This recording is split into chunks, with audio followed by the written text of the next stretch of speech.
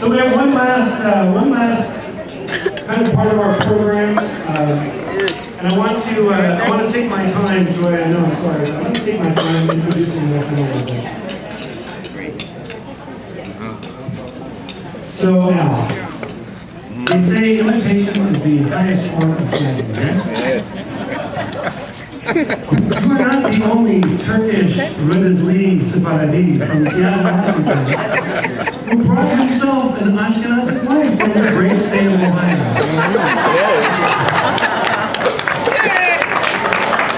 Al, for those of you who don't know me, I am the grandson of Moshe Bezalel Shachon, and I have a lot of cousins.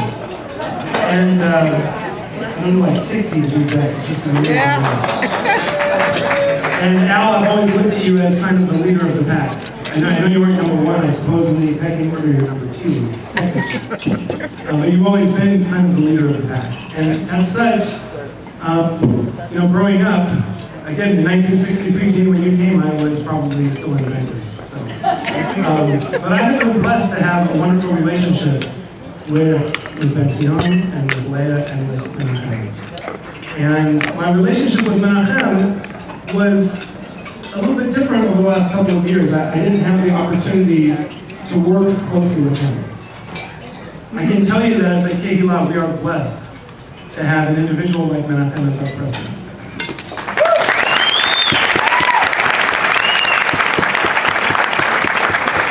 He is a man of tremendous intellect and tremendous integrity.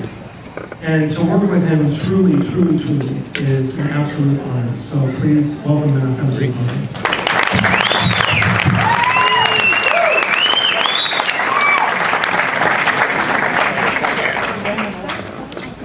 Thank you, Mo. Put it down. Put it down, yeah. Drop it.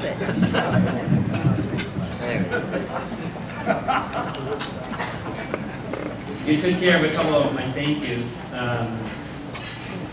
I look up to Ellie Barron and Rob Ladsky as volunteers extraordinaire, and they're really role models for what sustains a community like ours. Thank you so much for everything you do, Ellie and Rob.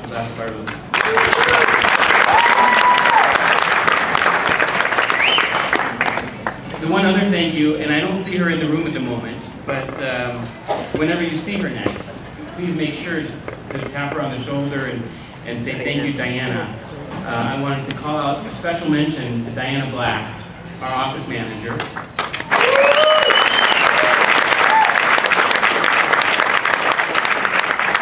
Diana, wherever you are, we have some gifts for you, and we'll find you. And we'll give them to you. If you pop in, we'll tackle you. But Diana works until the job is done and done correctly, and we really wouldn't be able to function without her. So thank you so much, Diana.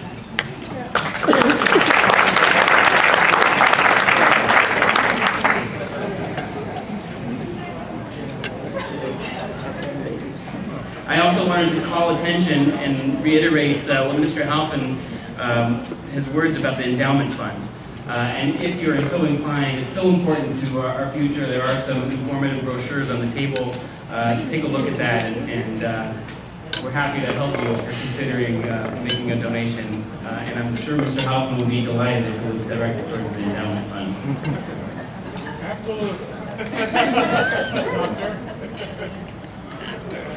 In recent Parshiyot, we have read as God repeatedly highlights two promises that he makes to Avraham Avinu, our forefather.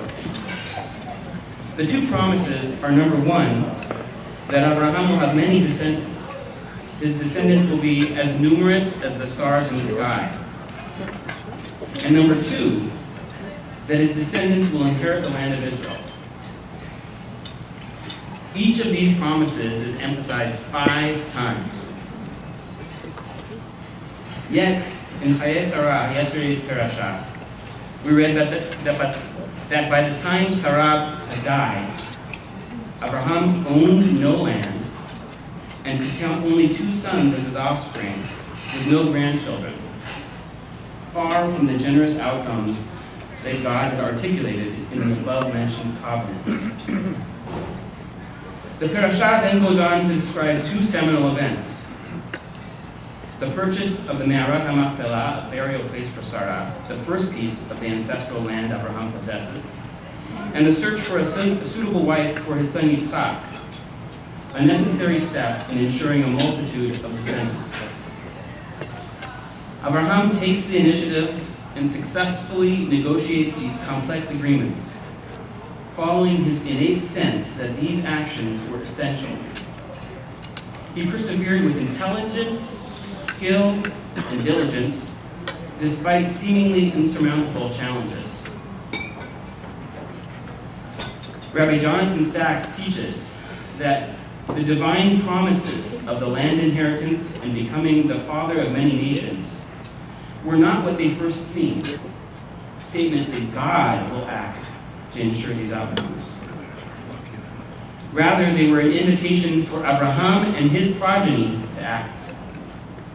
These outcomes can be realized, but must be the product of human effort, focused willpower, and determination. Faith in pursuing God's stated future is not a passive endeavor. We must be actively, passionately involved. All three of our honorees embody this concept.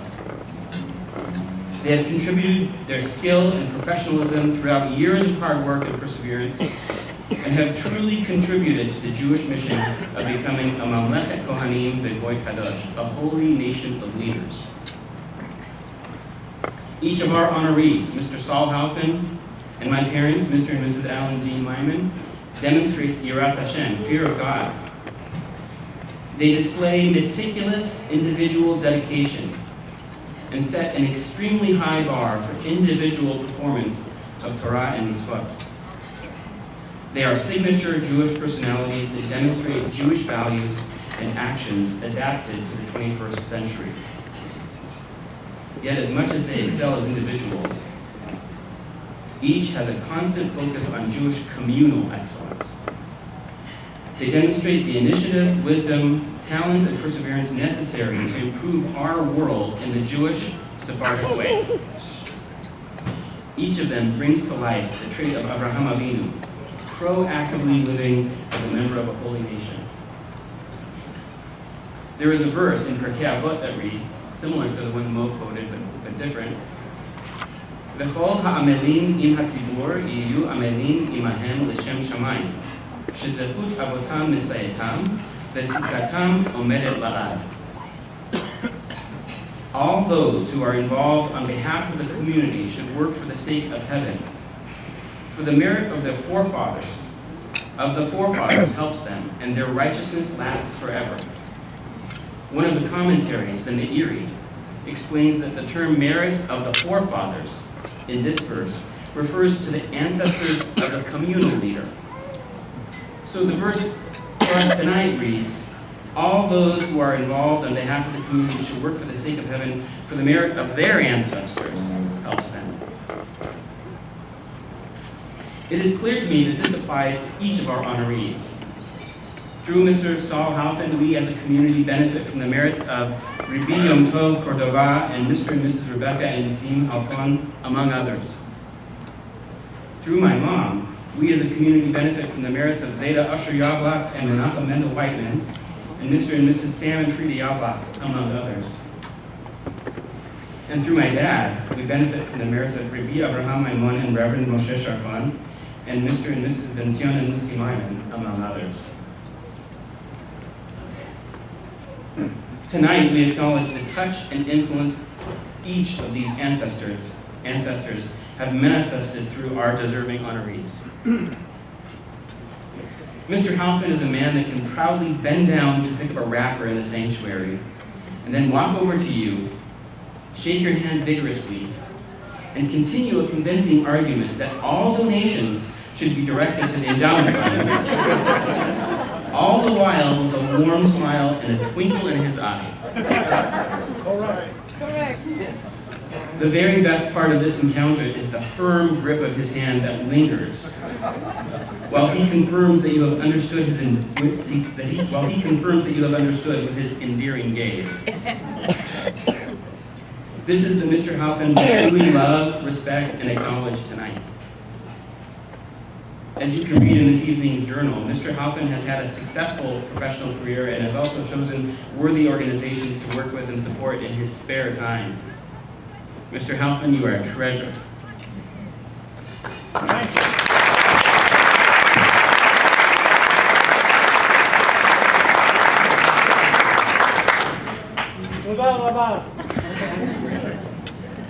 Bevakasha. My papa, Alava Shalom, referred to my father, Mr. Al Maimon, as the idea man. At the time, it was not necessarily a compliment.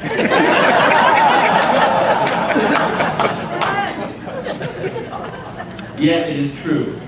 My father has endless ideas, energy, and passion for community preservation and improvement. His weeks are filled with countless meetings and projects that touch on literally all aspects of Jewish life in our community and beyond.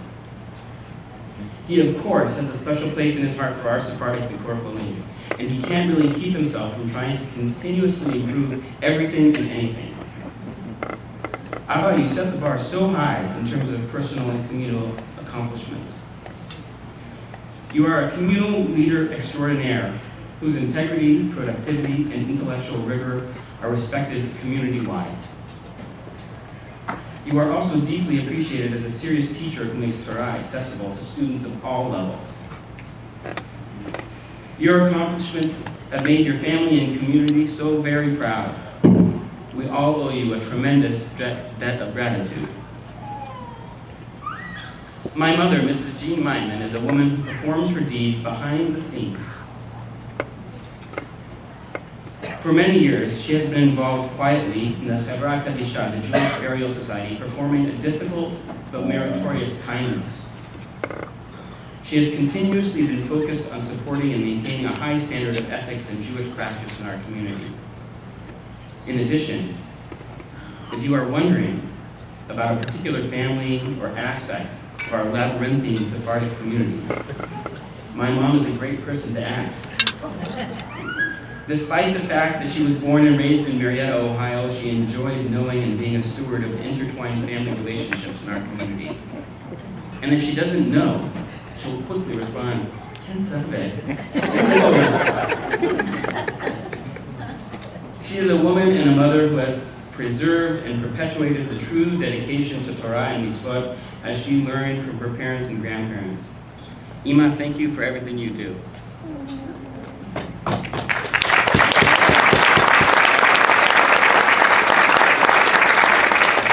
What can we do as a community to acknowledge the service our honorees have provided to our community at large? We can say we love you. We can say thank you. We can honor you at a dinner. But most importantly, we can learn from and emulate your actions. Ima, Abba, and Mr. Halfin, you are each an unbreakable link in the precious chain that connects us from our past to our future. You are genuine, exemplary role models of how to manifest our precious heritage in this modern world while focusing on fulfilling our eternal goal of being a holy nation. For each of you, SBH is a second home.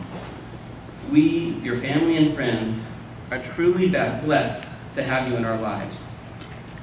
This evening, we as a family embrace you with love and respect. Thank you for everything you do. Chazakim uvruchim.